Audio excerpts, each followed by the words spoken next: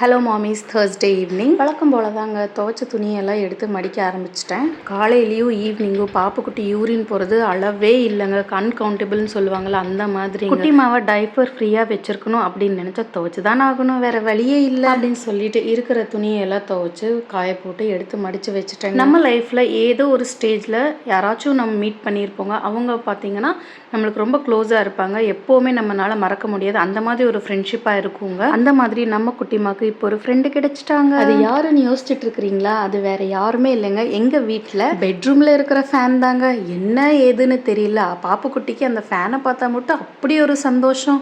என்ன ஒரு சந்தோஷம் இந்த குட்டி பிள்ளைக்கு அப்படின்னு நான் நினச்சிட்டு அவங்க அப்பாவை கூட்டிகிட்டு வந்து காட்டுவேங்க. அவங்க அப்பா பயங்கரமாக சிரிச்சிட்டு இருப்பாங்க இதை பார்த்துட்டு. பாப்புக்குட்டி இந்த வீட்டுக்கு வந்து பார்த்த ஃபஸ்ட்டு பொருள் என்னென்னு பார்த்தீங்கன்னா அந்த ஃபேன் தாங்க. அதனாலயோ என்னமோன்னு தெரியல இந்த மாதிரி நடக்குது. அவ்வளோதாங்க. வீடியோ பிடிச்சிருந்தா ஒரு லைக்கை போட்டுட்டு அப்படியே நம்ம சேனலை சப்ஸ்கிரைப் பண்ணிடுங்க.